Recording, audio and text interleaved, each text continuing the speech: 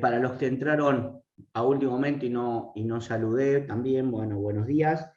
Vamos a arrancar con la clase de hoy que tiene que ver con el sector público, el financiamiento del sector público y los límites que tiene el sector público. Y bueno, como siempre, voy a compartirles una presentación y bueno, y a partir de ahí vamos a empezar a desarrollar los temas. Obviamente, como siempre, los muteé para entrar, pero ustedes pueden desmutearse solos para hacerme alguna consulta, ¿no? Bueno, simplemente eso. Les voy a compartir pantalla.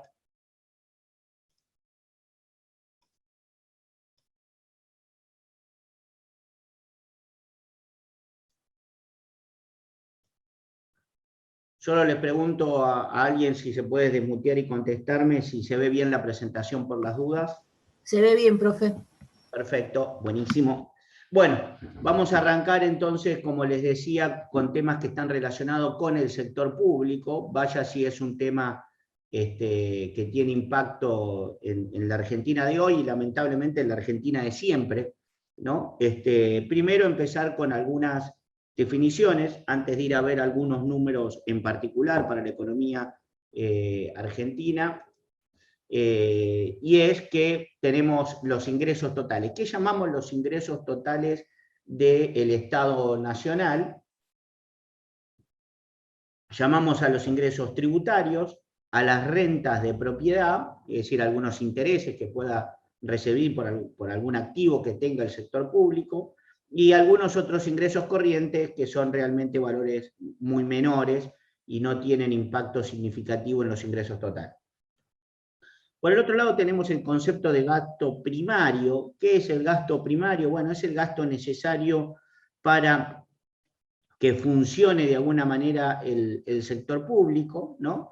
Entonces tenemos el gasto en funcionamiento de la economía, que ahí vamos a incluir básicamente salarios, gastos, digamos, necesarios para el funcionamiento del sector público, en realidad, quiero decir, ¿no? Después tenemos las prestaciones sociales, después tenemos subsidios económicos a las empresas, como por ejemplo ahí se incluyen todos aspectos que tienen que ver con los subsidios a la energía, subsidios, bueno, a todo tipo, al gas, por ejemplo.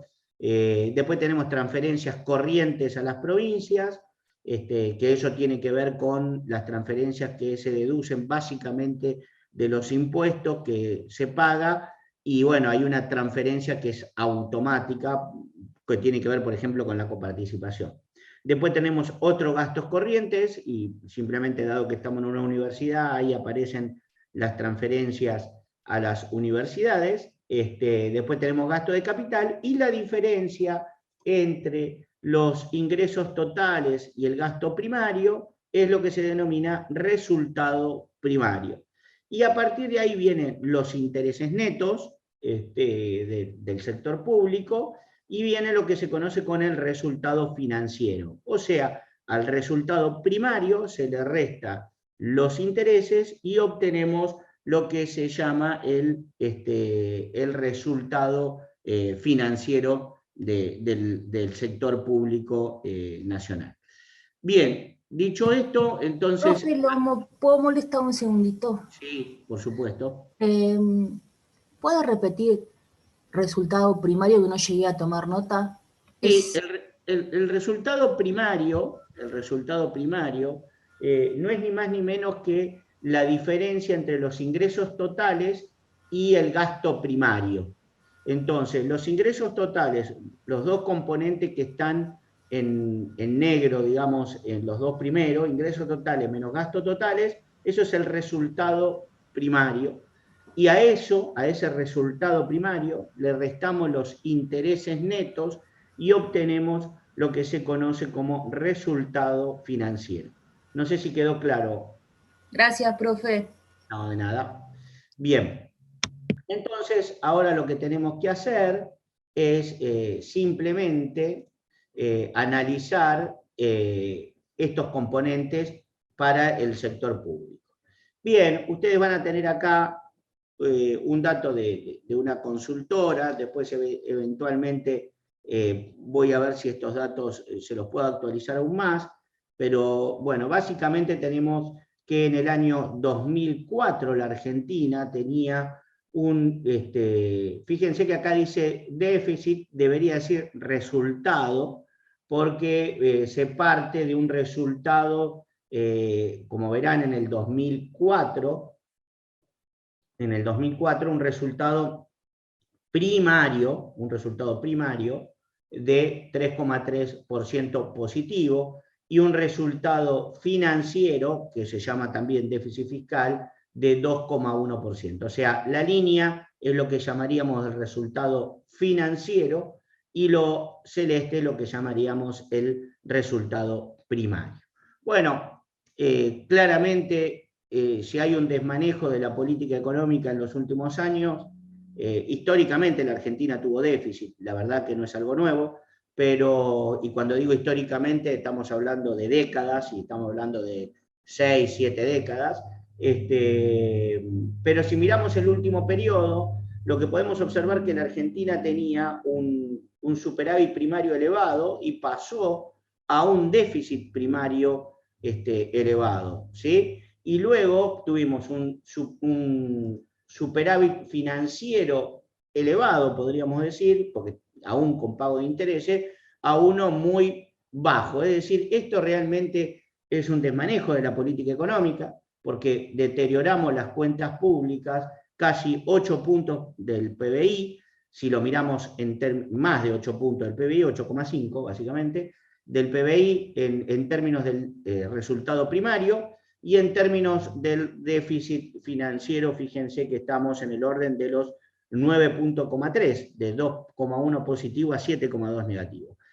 A partir de ahí, bueno, obviamente como estos déficits eran difíciles de mantener, y por otro lado, como cuando uno tiene déficit lo financia de alguna manera, que eso lo vamos a ver, y todo financiamiento tiene un límite, empezó el proceso de restricción fiscal, y en algún momento empezó a tratar de empezarse a reducir, porque un Estado no puede vivir eternamente endeudándose. En el año 2020 el déficit fue mucho más elevado, después les voy a ver si les puedo pasar los datos más actualizados, no recuerdo exactamente el número final, pero el resultado financiero o el resultado negativo debe estar en el orden del 8% del producto, como consecuencia de que hubo que financiar el gasto del COVID, ¿no? Entonces, y la recaudación por un lado se desploma y los gastos suben, eso hace que en ese sentido el sector público tuvo que revertir su situación, algo que le pasó a todos los países en el mundo, ¿no? No fue pura y exclusivamente potestad de la Argentina en ese sentido. Para eso también está bueno el sector público desde un punto de vista, ¿no? Es decir, cuando uno tiene problemas económicos importantes, bueno, el sector público tiene que marcar su presencia. El problema es que si uno en el sector público ya viene con déficit fiscales elevados y con un nivel de endeudamiento elevado, cuando necesita participar, porque realmente la economía lo necesita, el Estado no lo puede hacer, digamos. Entonces hay que tener un equilibrio, lo que los economistas llamamos intertemporal. ¿Qué quiere decir? Si la economía anda relativamente bien, se recauda relativamente bien, es preferible tener resultados fiscales positivos para el periodo que la economía no ande bien y necesite el Estado salir a gastar para compensar los problemas económicos, ¿no? Pero bueno, claramente acá tienen el comportamiento de las cuentas públicas en términos del producto, que es como hay que medirlo, ¿no? Bueno, fíjense, por otro lado, esas son preguntas que todos nos tenemos que hacer. Como les dije, si ustedes ven, miren, desde la década del 40 estamos hablando, acá simplemente para simplificar el gráfico, que este gráfico creo que es exactamente igual al que está en el apunte, al igual que el anterior, algunos son míos, como ustedes saben, pero siempre con la misma tónica de los temas a tratar. Pero acá está puesto positivo, o sea, ¿esto qué quiere decir? Fíjense que dice evolución del gasto y del déficit como porcentaje del PBI. Esto es un déficit del 15%, simplemente que por un tema de gráfico le cambió el signo, ¿no? Eso es lo que, y acá, por ejemplo, ustedes ven en el 2003-2004 que nosotros teníamos un superávit, que era este que estaba por acá. acá está puesto en negativo, precisamente para simplificar la gráfica, ¿no? Espero que se comprendió, se entendió lo que estoy diciendo de este gráfico. ¿Sí? ¿Alguno que me diga sí, no, puede ser? Bien, entonces fíjense que la Argentina es un país que, por ejemplo, ya en el 46, 49, es una Argentina que tiene déficit elevados desde hace muchos años, ¿no? Es decir, es una economía es una economía con altos niveles de déficit, y eso es uno de los motivos que explica las crisis recurrentes que tiene la economía argentina, porque, bueno, los déficits, después lo vamos a ver más adelante, o se financian con emisión monetaria o se financian con endeudamiento. Si uno lo financia con emisión monetaria, bueno, lo que uno va sistemáticamente es a inflación, y si uno va con endeudamiento va a la crisis recurrente de deuda. Ambas cosas Argentina las tiene sistemáticamente. Y como verán, desde el año 2003 para acá, 2016, 2017, incluso se bajó algo, pero no mucho, en 2018-2019, lo que ustedes van a ver ahí es que es un incremento muy fuerte del gasto público. Estábamos en torno del PBI del 25% y pasamos a un nivel del 45%, o sea, 20 puntos del producto. Esto impactó en las cuentas públicas, pasamos de un superávit, como les comenté, a un déficit, y la pregunta es, que yo creo que tiene muchas respuestas, pero bueno, y no la vamos a discutir acá porque no vamos a terminar más, pero la pregunta es si ese incremento del gasto público en 20 puntos del producto, la ciudadanía lo ve en servicios públicos todos los días. Bueno, podemos tener diferentes opiniones, yo creo que no. Respeto a aquellas personas que dicen que, bueno, tenemos mejores servicios públicos que lo que teníamos hace, digamos, en el 2003, o si ustedes quieren ya casi 20 años atrás. Yo tengo la sensación de que hemos incrementado fuertemente el gasto público, hemos ido a una situación de déficit que cuesta financiarlo, y sin embargo esos servicios no los vemos todos los días como mejores para la ciudadanía. Cuando hablamos de los servicios públicos, deberíamos hablar primero de los servicios públicos básicos, ¿no? Seguridad, educación, justicia, ¿sí? Después podemos hablar de algunos otros servicios que el sector público ve, que brinda, ¿no? Bueno, también está salud, digamos, hay varios servicios. Profe, cuando hacen un presupuesto, ¿no hay una manera de controlar en qué se gasta, o aparte de lo Bueno, que aparezca en un formulario? no, el presupuesto se vota, sabemos que los presupuestos, como su palabra lo indica, es presupuesto, entonces se proyecta un nivel de recursos que se puede dar en la realidad o no, porque en la verdad yo no sé cuánto va a recaudar el sector público. El sector público recauda en función de lo que crece la economía y pago de impuestos. Entonces se presupone cuánto va a ser la recaudación, pero sí es una autorización de gasto. El gasto realmente está autorizado y no tiene ningún grado de flexibilidad. Y la verdad que el presupuesto se vota en el Congreso, pero también el gasto público tiene tiene muchas enmiendas, digamos. Se suele aumentar el gasto público luego de que se produce el presupuesto. El presupuesto ha dejado de tener, y eso es un problema institucional de la Argentina, el presupuesto ha dejado de tener el valor que tenía hace muchos años, que, bueno, lo que se presupuestaba realmente era de alguna manera lo que pasaba. Hoy el presupuesto no tiene ese valor. Se presupuesta, como digo, niveles de recursos y de gasto, y después tanto nivel como digamos, de analizar cuál es la calidad de los servicios públicos en la economía argentina no hay, ¿no? El problema pasa por ese lado también. Me preocupa, sí. Claro, porque no hay nadie quien controle, ¿no? Claro, exactamente. Yo creo que hay que controlar el gasto público, ¿no? O sea, controlarlo como algunas instituciones existen en Argentina, que son auditorías interna y externa.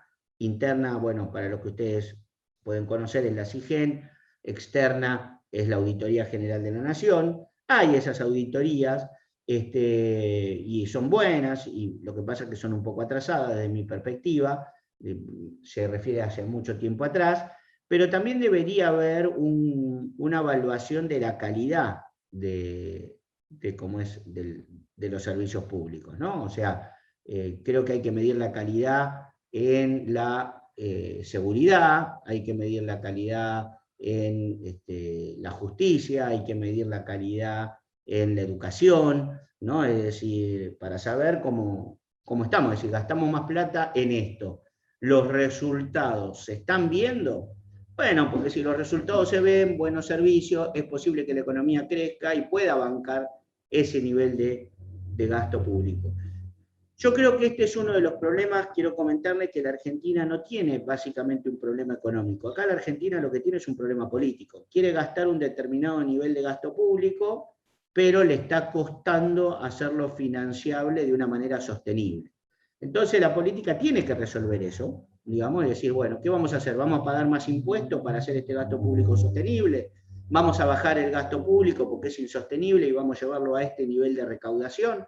Bueno, eso ya dejó de ser un tema económico para ser un tema político, es decir, hay algo acá que no cierra y que hay que hacerlo cerrar de alguna manera, porque si no vamos a entrar en crisis recurrente. Yo creo que esta es una de las patas que explica la crisis recurrente en Argentina, ¿no? No sé si alguien me quiere preguntar algo, me quiere consultar. ¿Sí? ¿No? ¿Nadie? Bueno, sigamos.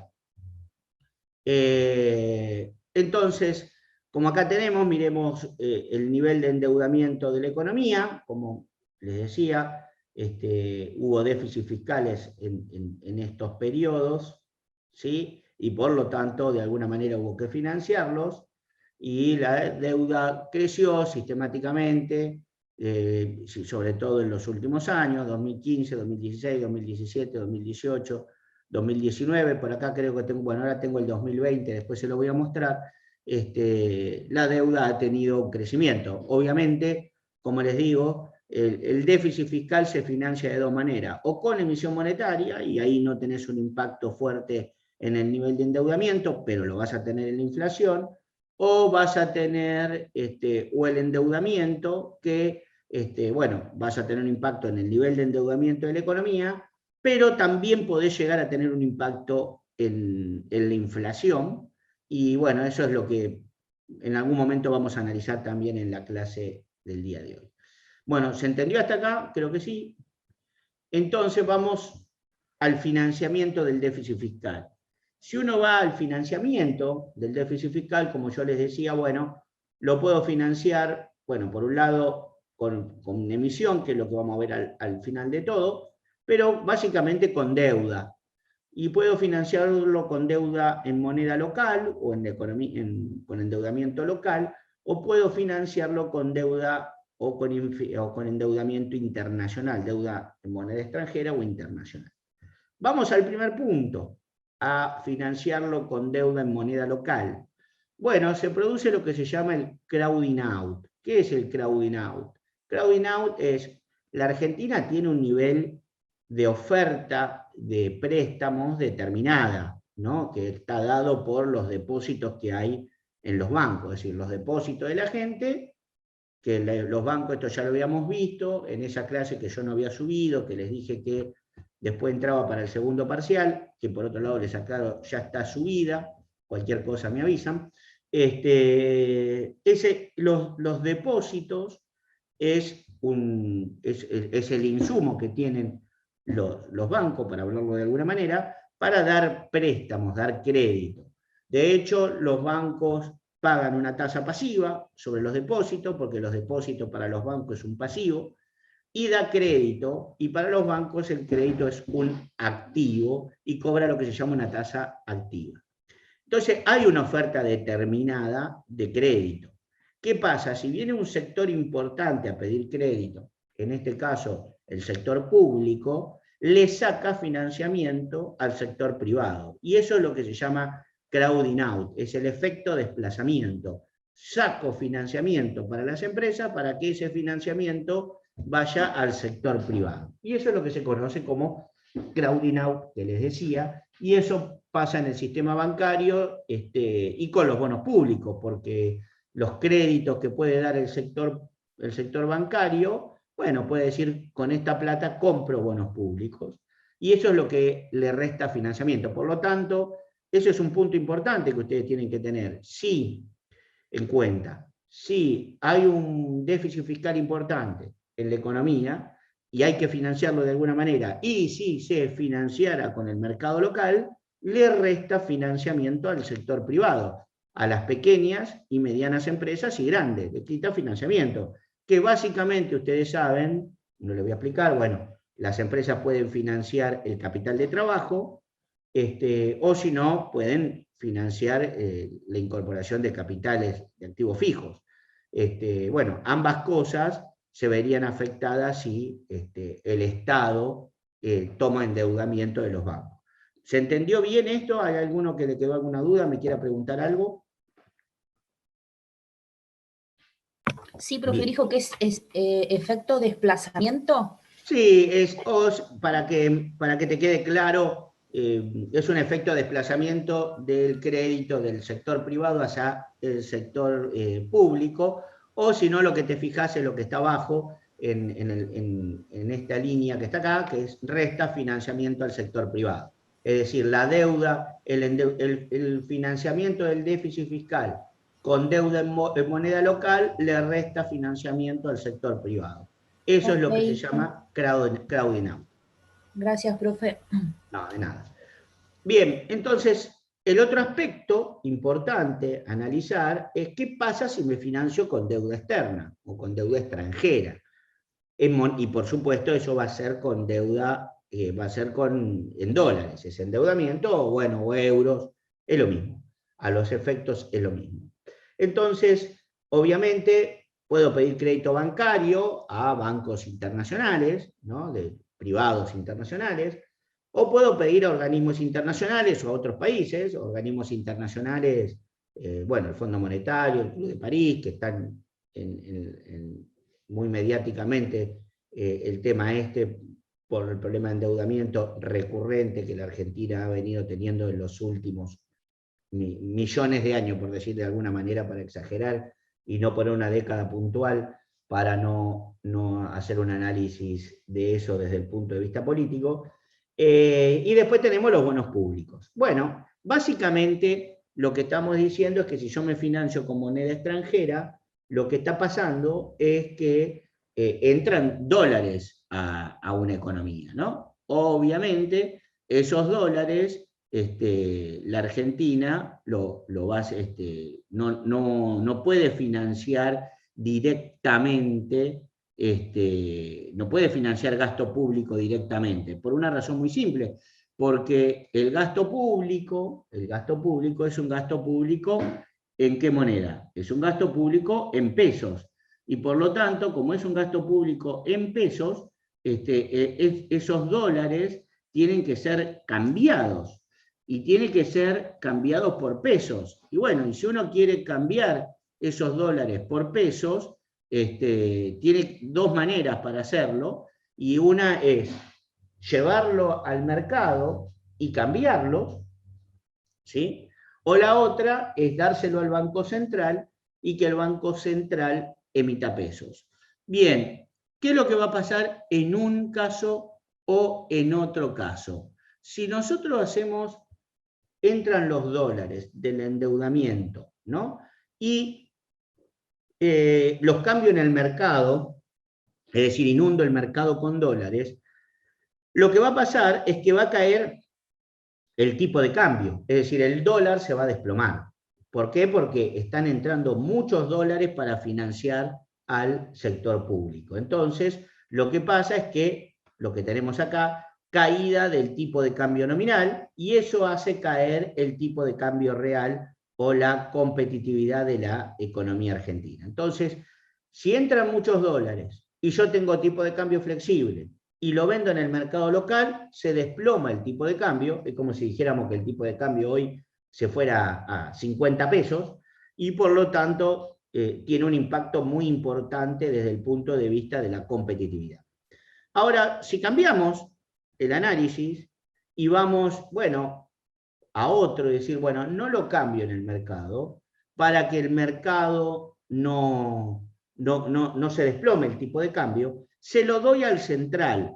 Si se lo doy al central, al Banco Central, le digo, bueno, mirá, te doy $100, dame los pesos correspondientes por cada $100 que te doy de acuerdo al tipo de cambio.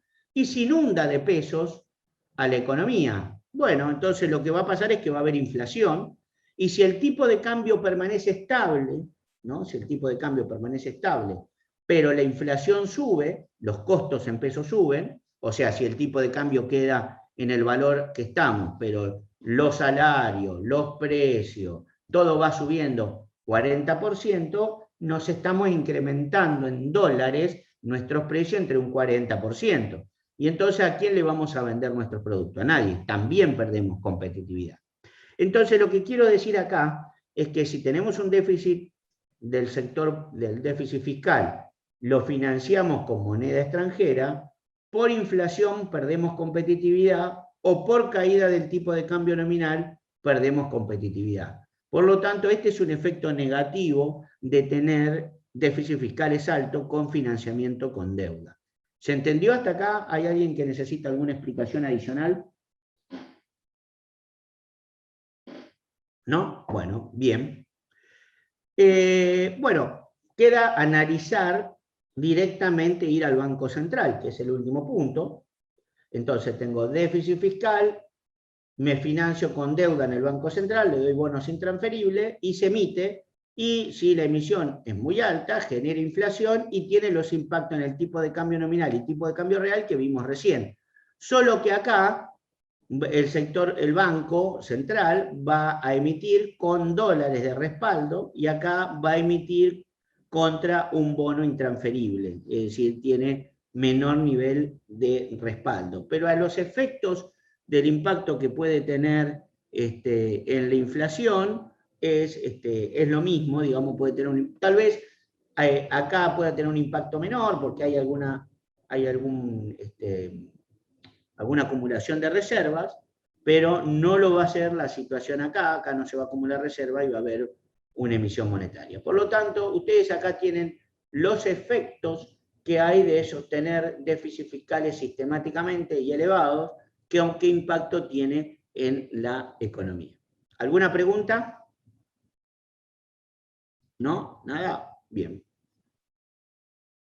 Entonces, ¿por qué el Estado interviene en la economía? Bueno, se entiende a la estabilización, que es lo que busca la política fiscal, estabilizar lo que se llama el ingreso, a través de a través del aumentar o disminuir el gasto público, ¿no? Se entiende estabilización del ingreso a la función del Estado, que trata de minimizar las fluctuaciones en la actividad económica, o sea, si la actividad económica está cayendo mucho, sale a gastar, en niveles cercanos a pleno empleo, es decir, con un bajo nivel de desempleo, y al total de la capacidad instalada, o sea, cuáles son los factores productivos que tiene un país, y ustedes lo conocen, de introducción a la economía, de microeconomía, de macroeconomía, ¿no? de todas las materias que han visto en economía. Hay dos factores básicamente de producción, trabajo y capital, y entonces dice, bueno, si yo tengo poco empleo, salgo a gastar.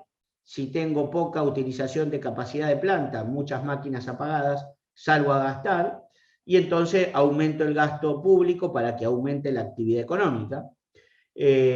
Otro motivo es, bueno, mantener la inflación en niveles cercanos a cero. Yo diría niveles más, no sé si tanto de cero. En Latinoamérica hay países que tienen cierta estabilidad de precios, no es 0, 5, 6, 4%, eso sería un dato muy interesante para la Argentina. Fíjense que estaríamos hablando de que muchas veces la inflación que la Argentina tiene en un mes, lo que países latinoamericanos cercanos nuestros tienen en un año, ¿no? Y bueno, mantener el equilibrio del sector externo, que es no tener déficit de balanza comercial o exportaciones e importaciones muy negativas, o sea, un déficit exportaciones bajas con un alto nivel de importaciones, básicamente por ese lado. Bueno, buscar que el sector público pueda influir de alguna manera para que el sector externo no tenga déficit elevado. Bueno, entonces se utiliza el sector público para expandir o contraer la economía según sea necesario. Bien, entonces a partir de acá empezamos a analizar algunas características de participaciones del Estado en la economía. Bueno, tenemos países europeos, donde la realidad, ya les anticipo, por supuesto el Estado cero no existe, porque hay bienes públicos que brindar, y si no hubiera bienes públicos que brindar, digamos, como hay bienes públicos que brindar, tiene que haber sector público.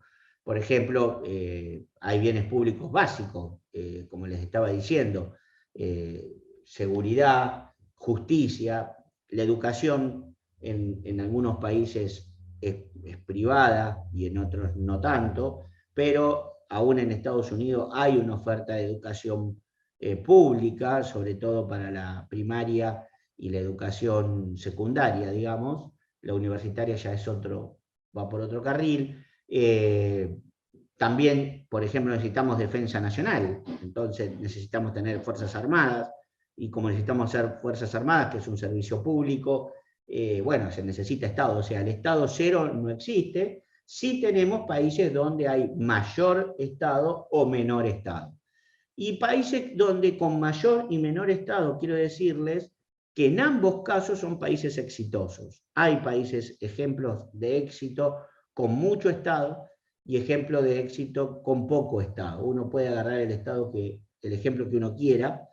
Lo que sí puedo decir, y volviendo y siendo recurrente con algo que les dije, es que hay países con un Estado, con una participación del Estado en la economía muy alta, 40 o 50%, como es el caso de los países europeos que ahora vamos a analizar, o que ya de alguna manera los hemos analizado, pero tienen alta calidad de los servicios que brindan, ¿no? Entonces, ¿el Estado es importante? Sí. ¿Participa en la economía? Sí. Pero ¿cómo son los servicios públicos? Bueno, son buenos. De hecho, esa gente paga impuestos. Fíjense que en Argentina, para darle un ejemplo, en Argentina pagamos impuestos para tener seguridad, para tener salud y tener educación, por ejemplo. Y sin embargo, mucha gente no está conforme con esos servicios y recurre a la seguridad, incluso a la seguridad privada, como hay en muchos barrios. A la salud recurre a las medicinas prepagas, y a la educación algunos recurren a la educación privada. Básicamente diría que en la primaria y secundaria, ya en universidad no es tanto ese desfasaje. Por lo tanto, en Argentina estamos pagando 2 veces lo mismo. Pagamos impuestos para tener determinados servicios públicos, pero como no los tenemos, nos los proveemos privadamente. Bueno, esa no es la realidad de los países que tienen estados donde participan mucho en la economía. Si participan mucho el Estado en la economía y brinda servicios, esos servicios son de calidad y la gente no destina dinero para volver a proveerse de esos servicios, ¿no? Bueno, como les decía, países europeos con el 40%, 50%, en todos los casos el Estado participa en la producción de servicios de educación, salud, previsional, bueno, esos en todos, ¿no? E intervención en el proceso de investigación y desarrollo. Además, el Estado desarrolla actividades habituales de defensa, como yo les decía, justicia y seguridad, y el Estado, a través del ahorro público, también interviene en el proceso de formación de infraestructura, rutas, puertos, ¿no? Es el caso de países como España, Italia, Francia y Gran Bretaña, ¿no? Que son, ninguno puede decir que países como Gran Bretaña y Francia, para dar dos ejemplos incluso lejanos a los nuestros, no son buenos. Y si miramos Italia y España, que son más cercanos, también tienen niveles de calidad de servicios mucho mejores que nosotros, ¿no? Bien, después tenemos algunas otras naciones, ¿no?, que se caracteriza por participar ya en la formación del capital productivo, en invertir para generar inversión en empresas y demás, empujar a la participación de los trabajadores en la propiedad y en la dirección de la empresa, y eso se llama, se lo vincula con lo que se conoce como capitalismo renano, y ahí aparecen también nuevamente países muy exitosos, como verán, Alemania, Suecia o Noruega, digamos, varios países que son también desarrollados, y tenemos ejemplo de países, como les comentaba acá, España, Italia, Francia y Gran Bretaña, como algunos que participan aún más, Alemania, Suecia o Noruega, que son países son países exitosos. De hecho, tienen mayores PBI per cápita que la Argentina, tienen menores niveles de pobreza que la Argentina, tienen menores niveles de desempleo que la Argentina, y tienen una participación del Estado como el que tiene la Argentina. Bueno, evidentemente algo no está funcionando en Argentina en este sentido, ¿no? Después vamos a Estados Unidos, que es uno de los países que tiene menor participación del Estado, fíjense, 30%, algo parecido, fíjense, a lo que nosotros teníamos, perdón, acá, 25, o que llegamos a tener en el 94, que llegamos a tener en el 2003, digamos, y también nadie puede decir que Estados Unidos no sea un ejemplo de país exitoso, mirándolo por variables clave. Tienen menor pobreza que nosotros, tienen menor desempleo que nosotros, tienen mayor PBI per cápita que nosotros, y tienen una participación del Estado muy menor. Tenemos también un ejemplo exitoso por el otro lado, y como les decía, tiene intervención en la prestación de servicios de educación, salud y previsión, aunque en este caso previsión social es baja, pero tienen cierta participación, y después todo lo demás pasa por el sector privado, y es lógico porque tiene una participación del Estado relativamente baja, y eso hace que el sector privado tenga que proveerse todos sus otros servicios de manera privada. Bien, ¿alguna pregunta en este caso que alguien me quiera hacer? Sí, yo quería consultarle por el capitalismo renano, ¿qué significaba? No, bueno, el capitalismo renano es ese capitalismo donde entran muy fuerte las regulaciones laborales, empuja la participación de los trabajadores en la propiedad y dirección de las empresas, es decir, es un nivel de intervención mayor, tienen empresas propias, participan en la inversión, en la formación del capital productivo, digamos, ¿no? Son más como que tienen un nivel de mayor intervención, pero no es donde quisiera apuntar el foco. El foco en este caso yo lo quiero apuntar en que hay países con fuerte participación del Estado, exitosos, y hay países con baja participación del Estado, exitosos. Es decir, una cosa no determina la otra, digamos, ¿no? Es decir, eso es lo que quiero plantear. No sé si hay alguna otra duda más sobre este aspecto. ¿Sí? Bueno, fíjense que yo creo que en este aspecto hay que desarrollar indicadores de calidad de todos los servicios que un país provee, servicios públicos. El sector privado se encarga de tener sus propios indicadores de calidad, pero yo creo que habría que tener indicadores de calidad de la salud, indicadores de calidad de cómo viene la calidad de la educación, de cómo viene la calidad en la justicia, en términos generales, cómo son desarrollar indicadores de calidad para ver en qué nivel estamos, ¿no?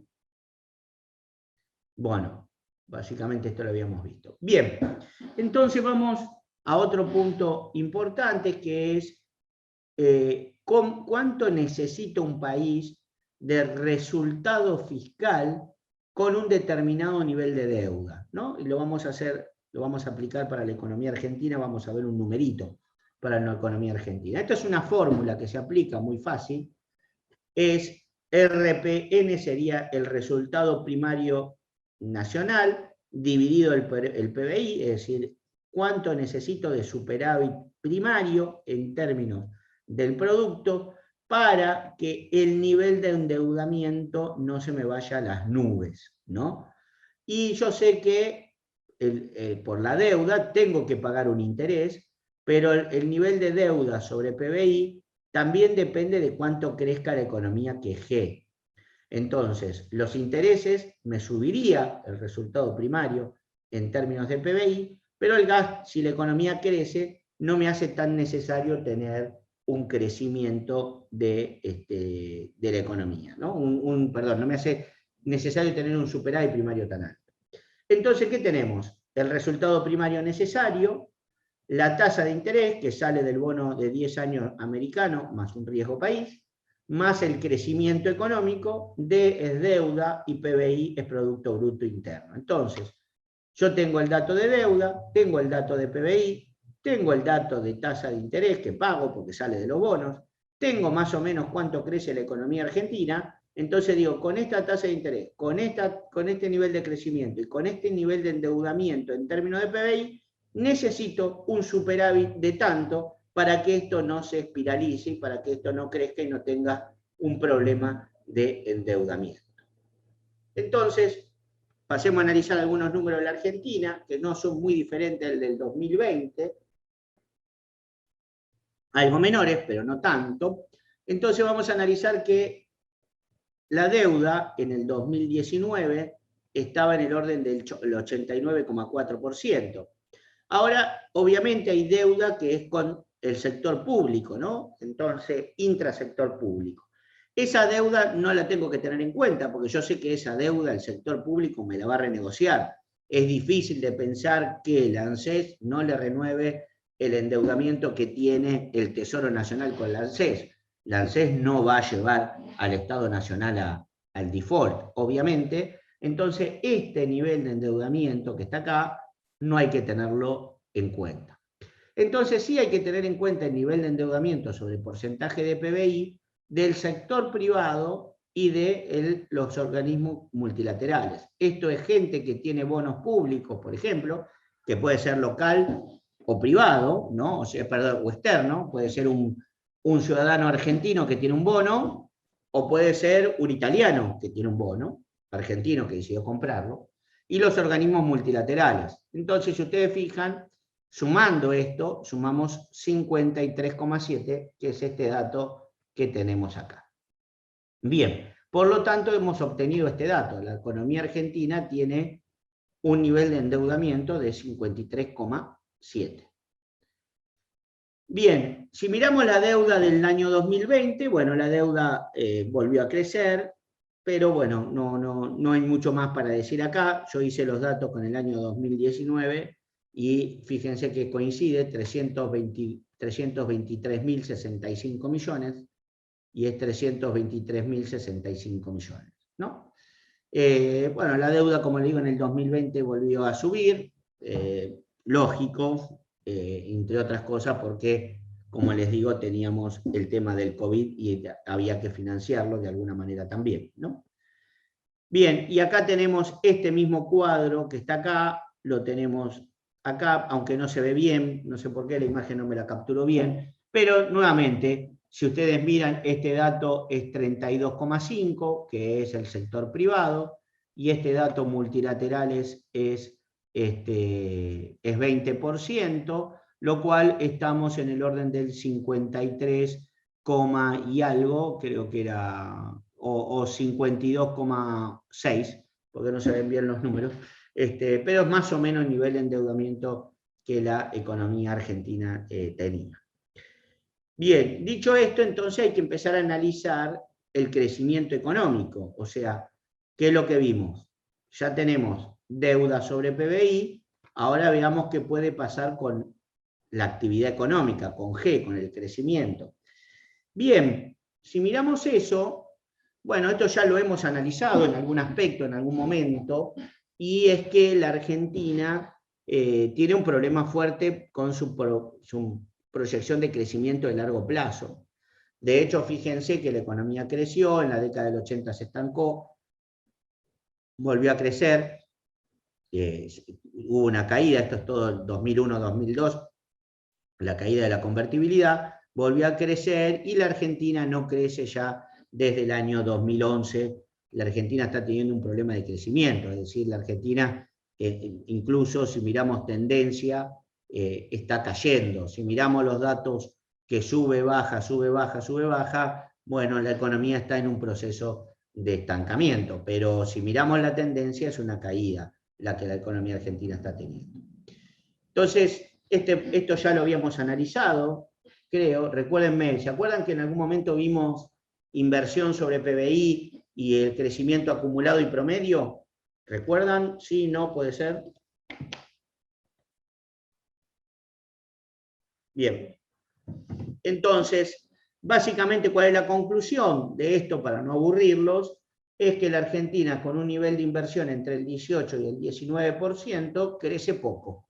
Crece entre 1,80 y, si ustedes quieren, lo máximo que puede crecer es 2,4. Pero si ustedes miran periodos largos, que es un poco o 2,5, digamos, periodos largos, con estos niveles de inversión crece 2,4, 2,5. El problema es que la Argentina no está llegando ni siquiera a estos niveles de inversión, por lo tanto, por eso se explica que la Argentina en los últimos periodos está estancada, como le digo, ni siquiera invierte un 18%, está invirtiendo 13%, 15%, depende de cómo se lo mida, y eso hace que la economía tenga un pobre desempeño en términos de crecimiento.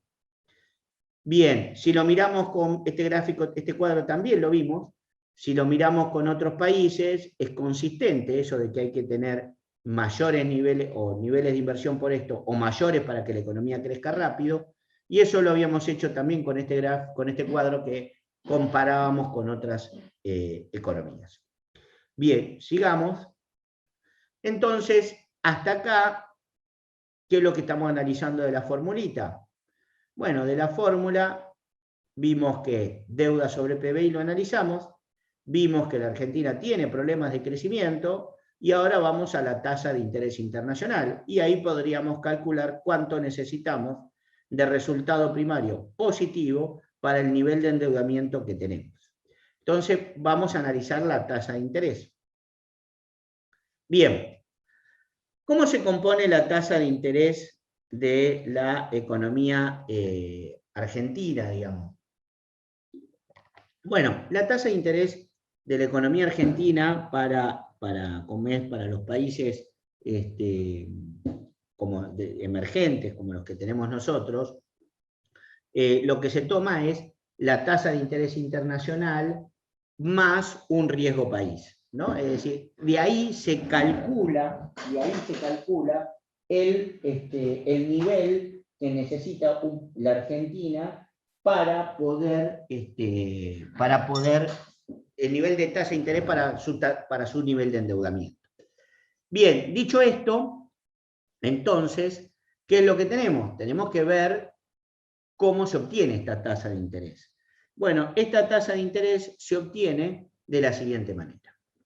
Primero, esto es algo que yo les había explicado para el primer parcial, pero bueno, se los vuelvo a explicar para que quede más claro, y es que ¿cómo se obtiene el riesgo país de un país? Bueno, el riesgo país se obtiene de la siguiente manera, creo que se había entendido o no, bien, a más allá de que algunas personas me hicieron alguna pregunta. Pero supongamos que yo tengo un bono que en un año va a pagar 110 pesos. Si yo tengo un bono que hoy me dan 100 dólares y dentro de un año me van a dar 110 pesos, obviamente ese bono rinde 10%. Si Estados Unidos paga por el mismo periodo, un año, por su endeudamiento en dólares, 4%, y considero que los Estados Unidos es una economía libre de riesgo, Argentina tiene que pagar más del 4%, porque si no, los inversores comprarían los bonos americanos y no comprarían los bonos argentinos por el simple hecho de que tengo un bono de un país que cumple más, que tiene mejor trayectoria de cumplimiento y me rinde 4. Si Argentina rindiera 4, van a preferir prestarle a los Estados Unidos. Haciendo esta diferencia, me queda un riesgo país de 6%. Entonces, lo que paga el bono argentino menos lo que paga un bono americano es lo que se llama el riesgo país. O si ustedes quieren, fíjense, lo que paga un bono americano, 4, más el riesgo país, 6, es lo que paga Argentina en dólares, 10. ¿Se entendió hasta acá? Sí, profe. Bien, entonces, Profe. sí. ¿Era la suma entre la tasa internacional de otro país y qué más? Y el riesgo país. No es de otro país, no es de cualquier país, es de Estados Unidos. Gracias. Bien. Dicho esto, digamos, supongamos que ustedes compraron un bono, ¿sí? Y supongamos que yo soy el Estado Nacional y les vendí un bono, o sea, yo me quedé con $100 de ustedes se llevaron un bono que no es ni más ni menos que un pagaré, una promesa de pago de un año de que yo les voy a pagar 110, y eso, supongamos que después ustedes escuchan de que el sector público viene muy mal, que la recaudación se desploma, que el gasto público sube, y que puede haber problemas de que la Argentina pague ese bono. Bueno, si eso fuera así, es muy factible que ustedes digan, bueno, este bono no me lo van a pagar. Si ustedes piensan que este bono no me lo van a pagar, es muy factible que ustedes intenten desprenderse de este bono, sacárselo de encima. ¿Qué es lo que va a pasar? Cuando ustedes lo quieran vender en el mercado porque tienen la percepción de que las cuentas públicas vienen mal y que por lo tanto, dado que la recaudación cae y el gasto público sube y le va a faltar plata al país para cumplir con sus compromisos, ustedes lo salen a vender. Lo que pasa es que esta noticia la conoce todo el mundo. Entonces, al tipo que ustedes le van a querer vender el bono, le va a decir, mirá, yo te lo compro, pero yo también conozco la noticia de que el sector público viene mal. Entonces yo te lo compro, pero independientemente de cuánta plata te haya dado el Estado a vos por este bono, yo te ofrezco 55. Yo te ofrezco 55. Pero ¿cuánto promete pagar este bono? 110, porque eso ya es una promesa que tomó la gente. Yo le estoy vendiendo mi papelito de bono a otra persona y esa otra persona me da 55. Pero este bono, que es como un pagaré, promete pagar 110. Es como que ustedes se saquen un cheque de una empresa que ustedes saben que viene mal y que posiblemente lo rechace. Bueno, ustedes lo giran, lo sacan, bueno, es más o menos lo mismo, pero acá tiene una diferencia muy grande, es transparente, ustedes de la otra manera se están sacando un cheque de encima, sabiendo que la probabilidad de que lo paguen es baja, mientras que acá todo el mundo conoce eso porque es una noticia, ¿no? Bueno, obviamente, el que lo compra a 55 sabe que tiene una promesa de 110, por lo tanto, la tasa de interés es del 100%. Es muy factible que en ese periodo en Estados Unidos no haya pasado nada. Entonces el riesgo país es del 96%. ¿Se entendió? Sí, sí, profe. Bien. ¿Qué es lo que va a pasar? Supongamos que el Estado necesitaba, en realidad no $100, necesitaba 200. Entonces, ¿qué va a pasar? Cuando el Estado quiera colocar de vuelta un bono por $100, el mercado le va a decir, bueno, ahora me tenés que dar 200 pesos, porque si no, $200, perdón. Si no me das $200, prefiero ir al mercado, comprar el bono a 55 y estoy rendido a ese nivel. Por lo tanto, si hubiera una segunda colocación de bonos, tienen que ofrecer el 100%. Y entonces el riesgo país pues, sería 96%. Ahora, obviamente, ¿qué es lo que va a pasar? Lo que va a pasar es que seguramente el Estado no quiera pagar una tasa de interés tan alta y lo que vaya a suceder es que seguramente el Estado va a no querer colocar esta deuda y se va a retirar del mercado. Bien.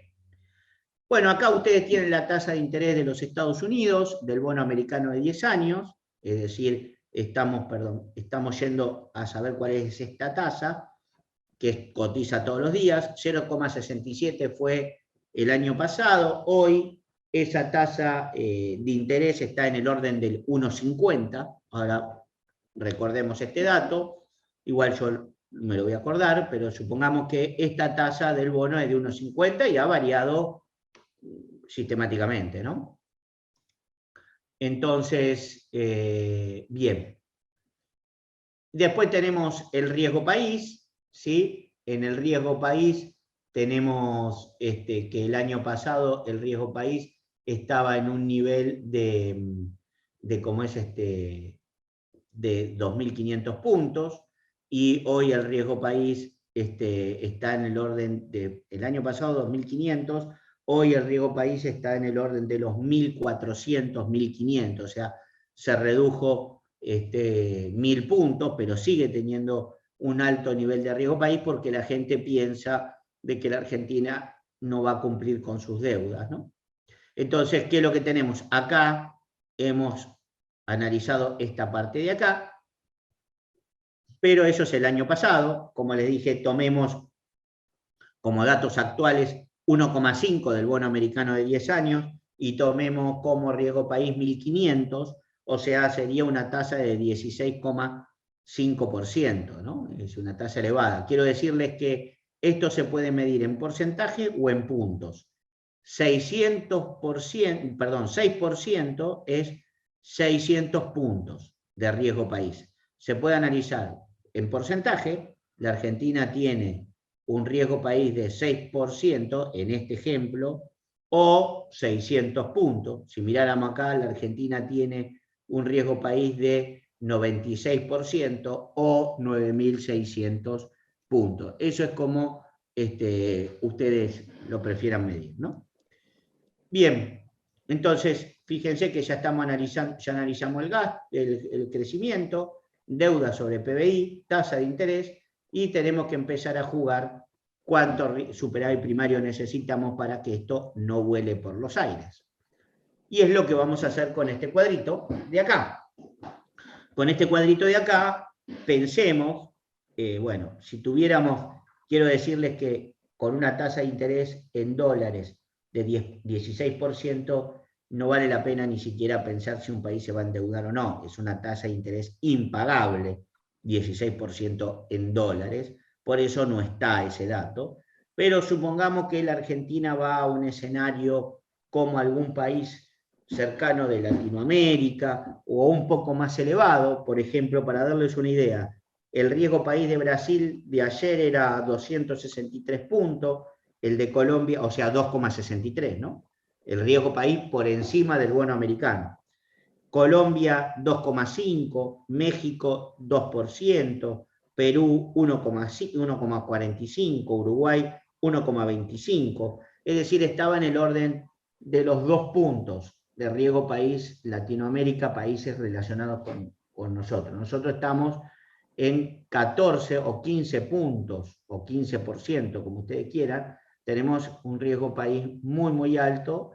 Bueno, la Argentina está en un proceso de renegociación, se debate si va a entrar en default o no con el Merclub de París, está en un proceso de renegociación con deuda y eso se refleja en este indicador.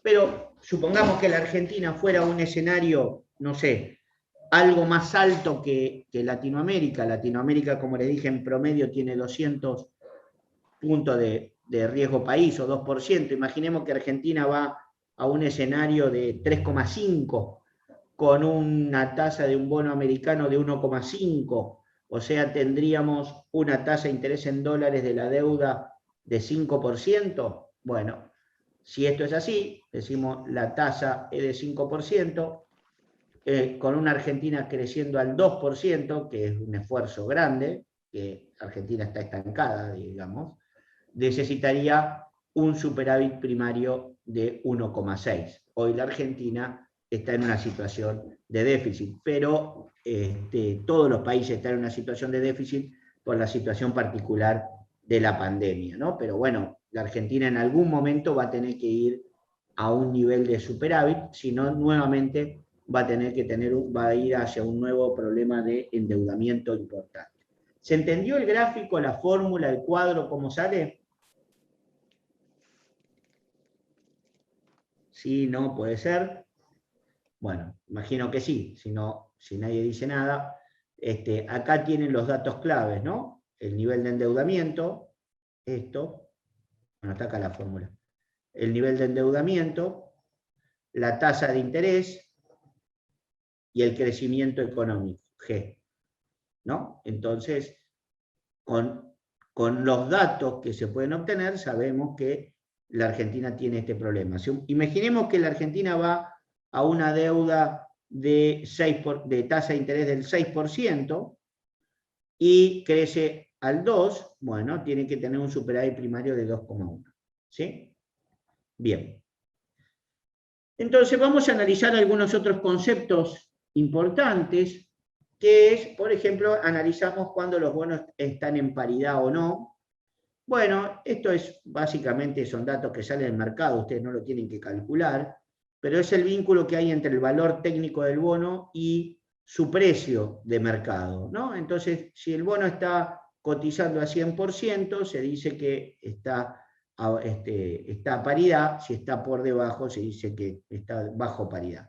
Pero no es un concepto tan importante, y esto se puede obtener de los datos del mercado. ¿Qué significa default? Bueno, default ya lo conocemos seguramente, todos nosotros, lamentablemente, es el incumplimiento de las obligaciones legales o de las condiciones de un préstamo, por ejemplo, que es lo que ocurre cuando una corporación o un gobierno no es capaz de pagar un bono una vez llegado su vencimiento.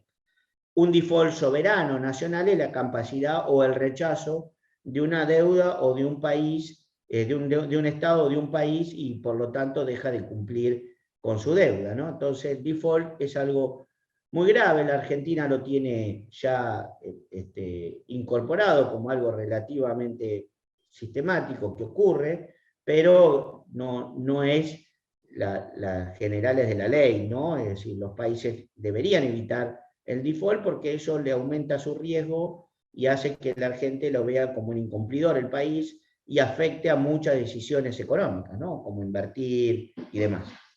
¿Qué es la reestructuración de la deuda? Bueno, consiste en establecer nuevas condiciones en el pago o en las tasas de interés vigentes del país o de una empresa. En este caso nosotros nos estamos focalizando más que nada a nivel empresa. Este proceso requiere de una renegociación entre el acreedor y el deudor, o los deudores obviamente, y en ocasiones se procede a refinanciar la deuda proveniente contraída a través de nuevas emisiones o préstamos. O sea, en ese proceso de renegociación, ¿qué hago? Coloco nuevos bonos y préstamos y digo, bueno, estas son las nuevas condiciones que voy a tener que enfrentar a partir de ahora y que pienso que voy a poder cumplir, ¿no? ¿Alguna duda con esto? No, profe. Bien, avanzamos. Bueno, este es un dato que les quiero mostrar por algún impacto que puede tener. Como ustedes saben, los activos, una casa, una empresa, todo lo que sea, vale por lo que genera, ¿no? Vale por lo que genera. Y ustedes saben muy bien que no es lo mismo 100 pesos hoy que 100 mañana. De hecho, eso lo tienen ustedes tan incorporado, todos lo tenemos incorporado, que si yo les diera a ustedes un cheque que pague de acá a un año 1.000 pesos, por decir algo, ninguno de ustedes me daría 1.000 pesos, porque ustedes me dirían, no, mirá, hay una tasa de descuento, te tengo que descontar parte de esa plata que vos me vas a dar. Entonces, nadie me daría por un cheque que se paga dentro de un año 1.000 pesos, me daría menos. Entonces se descuenta. Y este es el precio del bono. Al bono se le descuentan las tasas de interés que va a pagar, más el capital en algún año, se lo descuenta a una tasa de interés determinada, y eso es lo que va a hacer valer el precio del bono. ¿Estamos de acuerdo hasta acá? Sí, no, puede ser. Bien. A ver, les voy a dar un ejemplo puntual para relacionarlo esto con los mercados. Bueno, vamos, para ver el ejemplo, entonces, ¿y a qué tasa vamos a descontarlo? Lo vamos a descontar a la tasa de interés internacional más el riesgo país, ¿sí? Esta tasa también es llamada, bueno, KDE, pero eso olvídese. Entonces, ¿a qué tasa descontamos el bono? A la tasa de interés internacional más el riesgo país. Bien, ahora vamos a lo mismo para una acción. Olvídense qué significa SF, que es Equity Cash Flow, que es lo que está ahí, pero ustedes imagínense que los van a ver más fácil, que ya son dividendos. No sería exactamente los dividendos, pero para este nivel en que estamos nosotros, pensamos que son los dividendos, la distribución de ganancias de las empresas. Entonces una empresa vale por las ganancias futuras descontadas a hoy. Ninguna empresa vale por lo que vendió en el pasado. Todos los activos fijos, su casa, todo lo que vale, vale por lo que puede generar hacia futuro. Lo que generó ya no tiene sentido, porque lo generó. Las empresas valen por lo que generan en el futuro. Eso ustedes lo tienen que saber, lo tienen que tener en claro. Las empresas no valen por lo que hicieron en el pasado, sino valen por lo que va a pasar con ellas en el futuro. Eso es lo más importante que ustedes tienen que tener. Y así todos los activos fijos, ¿no? Y entonces, ¿de qué va a depender el precio de una acción? Va a depender de lo que genera en el futuro, descontado a qué cosa? A una tasa de interés internacional, más el riesgo país, porque está en ese país determinado, más un riesgo de negocio, porque no es lo mismo fabricar bonobón que fabricar, no sé, queso, o fabricar carne. ¿Por qué? Y porque si vos fabricás bonobón, probablemente, bueno, voy a dar un ejemplo muy mediático, pero bueno, creo que para que ustedes lo comprendan, si vos fabricás bonobón, difícilmente el gobierno esté preocupado por lo que vale el bonobón. Ahora, si vos producís carne, es probable que esté preocupado y te regule.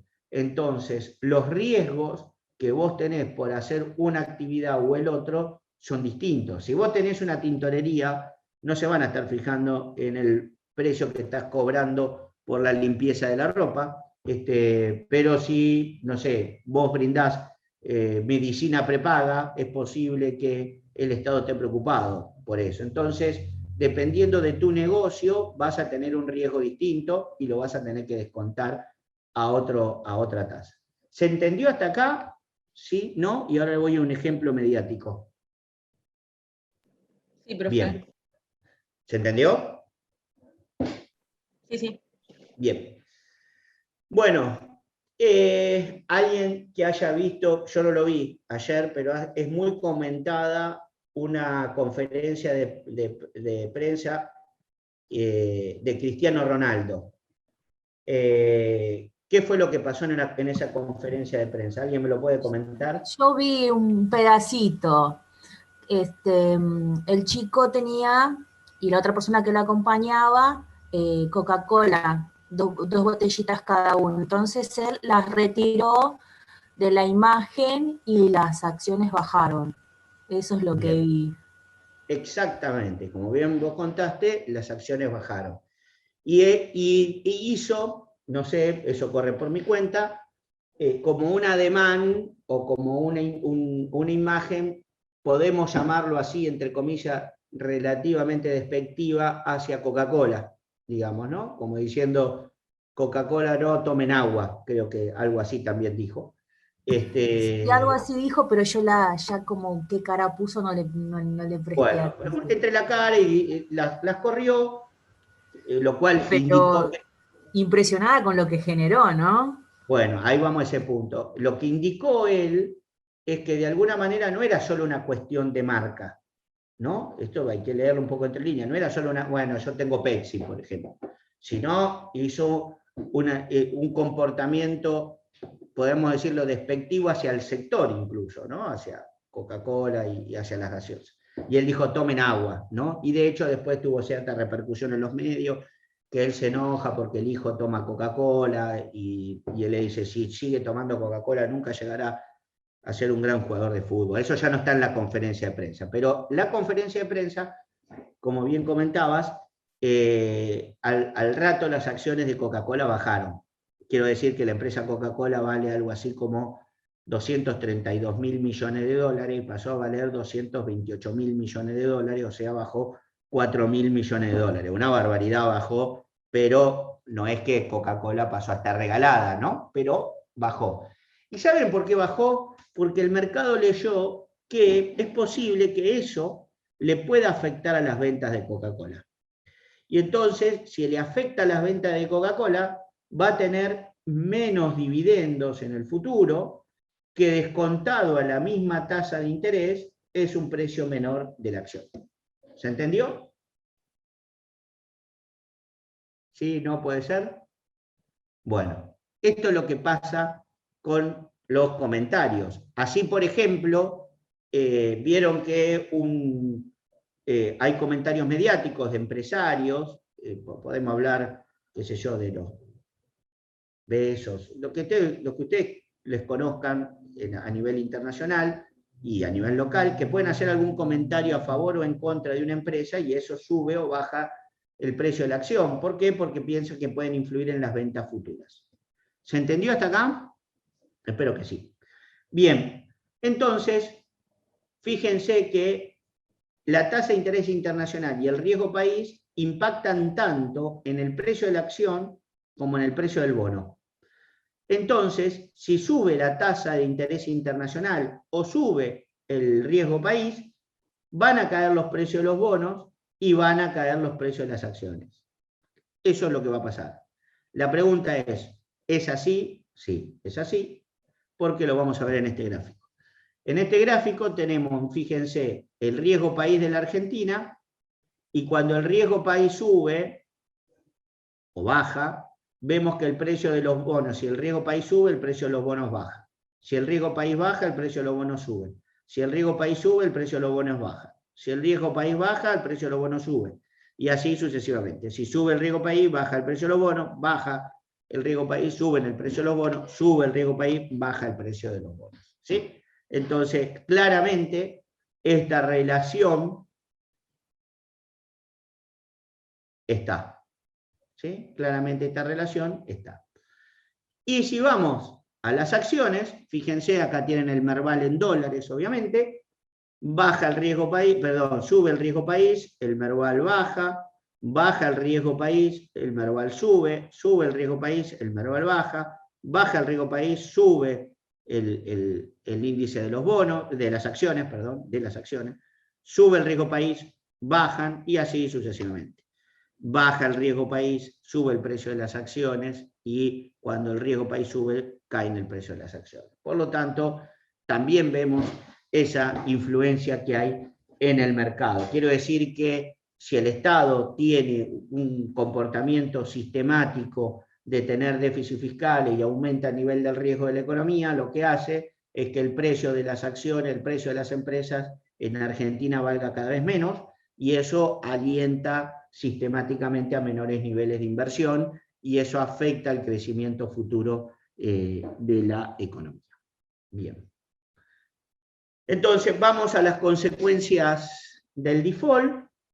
La primera consecuencia que sufre un país es que bajan el precio de los bonos, obviamente, como le estoy diciendo, ya ni siquiera hablamos de riesgo. Si hay default, directamente quiere decir que, ¿qué quiere decir? Que no me van a pagar el bono. Sin embargo, dice, como se trata de una economía de mercado y los mercados funcionan por expectativa, es posible que el mercado haya descontado el default del precio de los bonos antes de que esto se produzca. Esto es normal cuando el mercado presupone que puede haber un default y lo percibe como altamente probable, los bonos empiezan a caer antes. ¿Por qué? Porque sube el riesgo, ¿no? Y dice, y hasta puede darse la paradoja de que si un país, una vez en default, siga negociando con perspectiva de acuerdo, aún en default, y los bonos puedan subir de precio. Y bueno, pueden subir de precio porque aún en default se tiene una perspectiva favorable de la deuda. Pero este es el escenario menos probable, ¿no? Consecuencia del default, digamos que seguimos, se termina el financiamiento voluntario del país, y cuando se termina el financiamiento voluntario de un país, ya que un banco o una empresa coloca sus fondos en una economía en default, es castigado en la cotización de sus propias acciones, como yo les decía, y bonos, y termina descapitalizándose. O sea, ¿qué quiero decir? ¿Qué vimos nosotros? Sube el riesgo país. Si sube el riesgo país, cae el precio de los bonos. También cae el precio de las acciones. Si una empresa así sale a pedir plata, es menos atractiva prestarle. Por lo tanto, descapitaliza incluso al sector privado.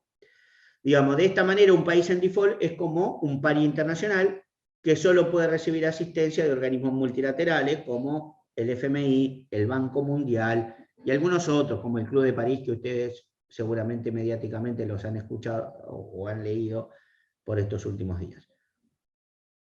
Entonces, ¿qué tenemos? Antes de que los bonos se defaulteen, es muy factible que, como dijimos, los precios de los bonos caigan, y si los precios de los bonos caen, el precio de las acciones caen, eso es porque la gente está vendiendo y alguien está comprando, y con esa plata, que por lo general pueden ser pesos, salgo a comprar moneda extranjera, dólares, y se producen fuertes devaluaciones en la economía, digamos, y bueno, esto es lo que ha pasado muchas veces, digamos, en la economía, se desestabiliza el tipo de cambio. Es muy probable que una vez que se produzca el default ya no hay necesidad de salir porque ya afrontaste las pérdidas, ya no vas a recibir nada, no tenés forma de esquivarlo al default, y a partir de ahí puede ser que el tipo de cambio se estabilice. Con una economía defaulteada es posible que el tipo de cambio se estabilice. Es probable que el tipo de cambio no sea estable en el proceso anterior a la política a la posibilidad de entrar en default, ¿no? Bien, ¿hasta acá se entendió?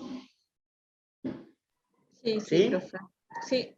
Bien, entonces, de una manera simple, ya para los últimos minutos que queda de clase, les quiero mostrar un poquito más ordenado algunas cosas, pero bueno, si un país tiene déficit fiscal, gasta más de lo que recauda, se puede financiar con emisión monetaria, con reservas, o con deuda local, o con deuda internacional, ¿no? Eso es básicamente lo que está acá.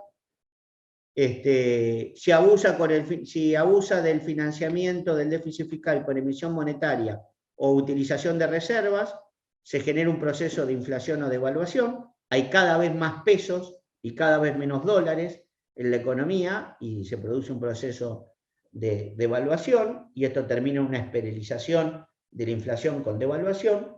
Y si se abusa del financiamiento del déficit fiscal con endeudamiento local o internacional, se genera un proceso de sobreendeudamiento y esto termina en reestructuración de la deuda o en default. Básicamente, lamentablemente, la Argentina pasa de un péndulo de un lado hacia el otro, ¿sí? Eso es básicamente lo que pasa, y creo que básicamente ahí habríamos terminado con la clase de hoy. Bien. Bueno, no sé si ustedes tienen alguna duda, me quieren consultar algo, me quieren preguntar, pero bueno, básicamente estos eran los temas que íbamos a analizar en el día de hoy. ¿Alguna pregunta o algo? ¿Sí? ¿No hay ninguna pregunta? Todo fue tan Por ahora claro. no, profe. Lo dejo, me tengo que ir a trabajar. Perfecto, listo, Gracias. igual ya terminamos. ¿Sí? Esta es la clase 11, si mal no recuerdo, creo que estaba sí, clase 11, que tiene que ver con el sector público y su financiamiento. A ver, si no, les comento, les pongo un mensajito en todo caso en el Classroom, y ahí les digo. Bien. ¿Alguna otra pregunta? ¿No? Bueno, listo, entonces los dejo acá. Nos vemos el próximo miércoles. Hasta luego. Chau, chau. Hasta luego, gracias.